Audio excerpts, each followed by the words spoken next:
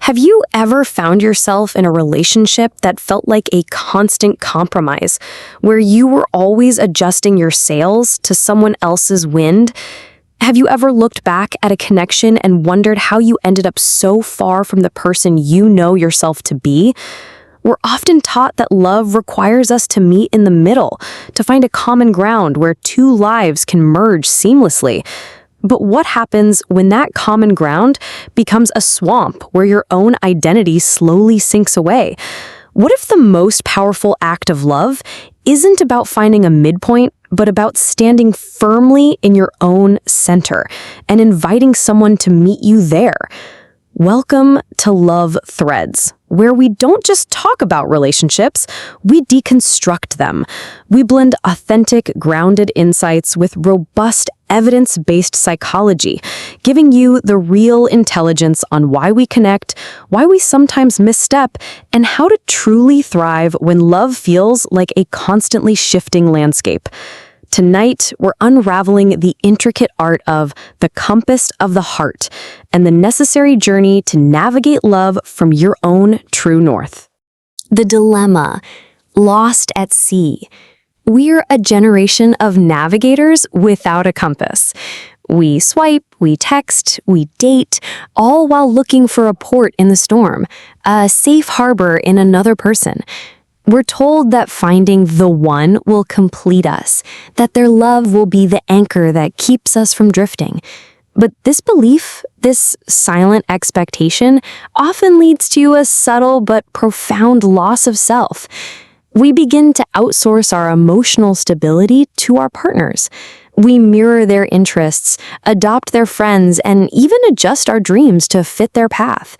We believe this is what it means to be a good partner, to be a supportive and flexible co-pilot. But what we're actually doing is abandoning our own ship. In the language of psychology, this is emotional fusion, a state where the boundaries between two people become blurred. We lose the ability to differentiate our own thoughts, feelings, and desires from those of our partner. We become so focused on their happiness that our own well-being becomes a secondary concern. We lose our voice because we fear that speaking our truth might create a ripple, a wave of conflict that could capsize the whole relationship. This isn't intimacy. It's a quiet form of self-erasure. It's the paradox of modern love. The closer we get, the more we risk disappearing. We become so intertwined that we can no longer tell if we're steering on life or simply holding on for the ride. Anecdotal threads, the archetypes of the lost. Let's meet some of the archetypes who have lost their way. First, there's the pleaser, a soul whose deepest belief is that their worth is tied to their usefulness. This archetype, in the words of archetypal psychologist, is a mirror, reflecting back whatever their partner wants to see. They learned early on that their own needs were less important than keeping the peace. For them, love is a performance, a constant act of anticipating and fulfilling another's desires. They are the ones who cancel their own plans without a second thought to accommodate their partner, who laugh at jokes that aren't funny, and who slowly, silently give up their hobbies and passions because their partner doesn't share them. They mistake self-abandonment for selflessness, and their true north is always pointing towards someone else's happiness.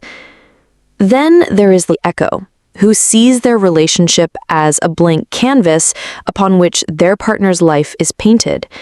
The echo's identity is shaped by the identity of the person they are with. They might find themselves suddenly interested in rock climbing because their partner is an avid climber, or adopting a new political stance to align with their partner's views. This isn't shared interest, it's a kind of psychological mimicry, a desperate attempt to create an unbreakable bond. This person's sense of self is so weak that they believe their only path to significance is through another person. They have no internal compass because they were never given permission to develop one. Their existence is an extension of someone else's, a faint echo in a canyon of their own making. And finally, we have the accommodator, a kind and gentle soul who believes that compromise is the ultimate expression of love. They are the ones who always say, whatever you want, and I'm easy to please. On the surface, this looks like flexibility, but beneath it is a deep fear of conflict and a reluctance to assert their own desires. They have a compass, but they've hidden it away, afraid that using it might create a disagreement. This person has a true north, a direction they deeply want to go, but they've learned to silence it, to ignore its pull in favor of a smoother, more peaceful journey. They believe their love is an open book, but it is in fact a book with most of its pages torn out. Psychological depth, the inner compass, and the family system. What you're experiencing isn't a flaw, it's a byproduct of a deep-seated survival blueprint. In a psychological sense, our internal compass, our sense of self-differentiation, is formed in childhood. Self-differentiation is the ability to maintain our sense of self while remaining emotionally connected to others. It's the core skill that allows us to have our own opinions and feelings without feeling like we're betraying or abandoning the people we love. This is where the wisdom of family constellations comes in. Many of us are unconsciously loyal to invisible family burdens. If we grew up in a family where our parents had an unstable relationship, we may have learned that our job was to be the peacemaker, to keep the boat from rocking.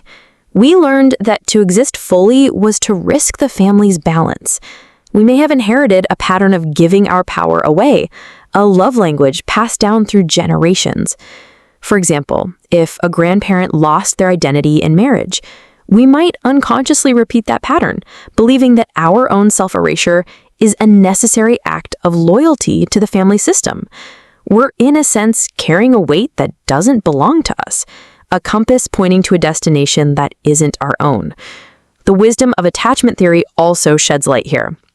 Someone with an anxious attachment style has an internal compass that is constantly spinning, looking for external reassurance. They were never taught to trust their own direction, so they're always checking in with others. On the other hand, someone with an avoidant attachment style has a compass that points inward, but they've learned to ignore the call for connection. They've closed themselves off, believing that relying on another person is too risky. Both styles are a result of a broken compass, a faulty navigation system that needs to be recalibrated from within. Rewriting the narrative, finding your true north. The turning point comes when we realize that the love we've been seeking isn't a safe harbor. It's a journey. And the most important relationship we have is with our own compass. What if your desire for closeness wasn't a flaw, but your soul's cry to finally be seen for who you are, without all the masks? What if your discomfort with conflict wasn't a weakness, but a signal that you're ready to learn how to stand your ground with kindness and courage? Healing begins when we stop outsourcing our worth to the echoes of our childhood and start listening to our own heartbeat. This isn't about being selfish, it's about being whole. When you know your own true north, your direction becomes clear. You stop saying yes when you mean no. You stop mirroring others and start expressing your authentic self. You can belong to yourself without abandoning connection. The path to finding your true north involves a quiet and sacred act of listening. It's about asking yourself questions like, what do I truly want? What excites me? What do I need right now? It's about learning to trust your own answers, even if they feel scary or different from what your partner or family expects. It's about distinguishing your emotions from your partner's, recognizing where you end and they begin. The most profound and transformative act of love is to show up as your whole self, with your compass firmly in hand, and to say to your partner, "Here I am. This is my direction. Will you walk beside me?" But what if your overgiving wasn't a flaw, but your soul's cry to finally be seen? What if your need for control wasn't a burden, but a desperate attempt to find a sense of safety that you never felt as a child? Healing begins when we stop outsourcing our worth to the echoes of our past and start listening to the whisper of our present self. This is not a call to abandon your partners or your relationships, but a call to reclaim your identity within them, to stop being a co-pilot who never gets to touch the controls, and to become a captain of your own ship. A healthy relationship is not two people becoming one, but two whole people navigating life's waters together, each with their own compass, their own direction, and their own beautiful, unique journey. The most radical thing you can do for your relationship is to choose yourself. So ask yourself, where did you first learn that love meant losing your way? What would it feel like to love without losing yourself? What would it look like to stand in your own power, to honor your own desires, and to trust that a love that is true will not ask you to change your direction, but will instead admire your strength and walk your path with you? Perhaps the most radical thing you can do is to stay when you want to leave, and to leave when you want to stay, but to do so with the full knowledge of your own true north. If this stirred something in you, subscribe to Love Threads. We're not here to fix you, we're here to remember who you are.